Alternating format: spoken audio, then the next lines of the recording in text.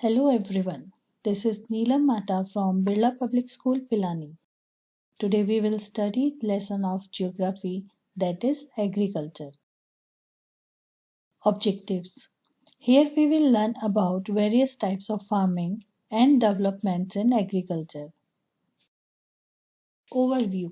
Agriculture is a primary industry that employs about 50% of the world's population, and it includes growing crops, fruits, vegetables, flowers, and rearing livestock. Favorable climate and topography of the soil are important for agriculture. We can broadly classify all farming into subsistence farming and commercial farming. Very first, we will study about the definition of agriculture. These are the definition of agriculture. The science or practice of farming, including cultivation of the soil for the growing of crops and the rearing of animals to provide food, wool, and other products. Another definition, the set of activities that transform the environment for the production of animals and plants for human use. Agriculture concerns techniques including the application of agronomic research. Before starting the topic agriculture, very first we will understand the three sector model of economic activities. These are primary sector, secondary sector, and tertiary sector. The primary sector. Primary sector is a part of the economy that draws raw material from the natural environment. It means the products or the resources we are getting directly from the nature. For example, agriculture, raising animals, fishing, forestry, or mining. Secondary sector. In the secondary sector, the activities in which natural resources are changed into the another forms through the ways of manufacturing. Secondary sector is the first step after the primary sector. For example, we use cocoa beans for making chocolates, or we use coal for making fuel, petrol, etc. It is also called the industrial sector as it is associated with different types of industries.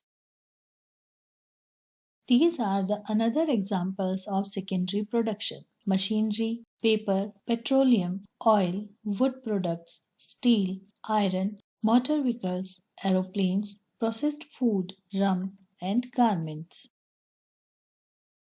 Next is tertiary sector. It is also called service sector. This is a part of the economy where businesses produce services. Services which are non physical products that cannot be touched or stored, like a haircut or train journey. Examples: transport, advertising, retail, teaching, healthcare, hotels, etc. Tertiary sector is also known as service sector. It provides support services for the extractive and manufacturing sectors to the consumer. Finance, insurance, medical, beauty, recreation are the example of tertiary sector. It is the last to develop but eventually become largest employer. Agriculture. It means farming, rearing animals, and growing crops on a large scale. 50% of the persons are engaged in the agricultural activities. Two-thirds of India's population is still dependent on agriculture. The transformation from a plant to a finished product involves three types of economic activities. Do you know? Culture means cultivation, agriculture, sericulture, pisciculture, viticulture, and horticulture. Agriculture means the science and art of the cultivation. It is also called farming. Sericulture. It is commercial rearing of silkworm. Pisciculture. This is for breeding of fish. Viticulture. Cultivation of grapes. Horticulture is for growing vegetable, fruits, flowers for commercial use. This is the flow chart of the farming. Farming is divided into two parts: subsistence farming and commercial farming. Subsistence farming further divided into intensive and primitive farming. Primitive farming having two parts: shifting cultivation and nomadic herding. Commercial farming. It is divided into three parts: commercial grain, mixed farming, and plantation agriculture. In the types of farming, very first we will study about subsistence farming. It is the practice of growing crops and raising livestock sufficient only for one's own use without any surplus for trade. It is divided into two parts: primitive subsistence farming and intensive subsistence farming. Primitive subsistence farming having two parts: shifting cultivation and nomadic herding. Shifting cultivation is a type of farming in which a plot of land is cleared by cutting down trees and burning them. The ashes are mixed with the soil and crops are grown. After the land has lost its fertility, it is abandoned. The farmers then move to a new place. Nomadic pastoralism. It is a form of pastoralism when livestock are herded in the order to find fresh pasture on which to graze. These are the features of intensive subsistence farming, where farmer cultivates a small plot of land using simple tools and he needed more labor. Rice is the main crop here. Other crops included wheat, maize, pulses, and oilseeds. This type of cultivation produces little to be left over, and mainly farmers fulfill only personal needs. Commercial farming. In commercial farming, crops are grown and animals are reared for sale in the market. The area cultivated and the amount of capital used is large. Here, capital means money, investment. Most of the work is done by machines. Commercial farming includes commercial grain farming, mixed farming, and plantation agriculture.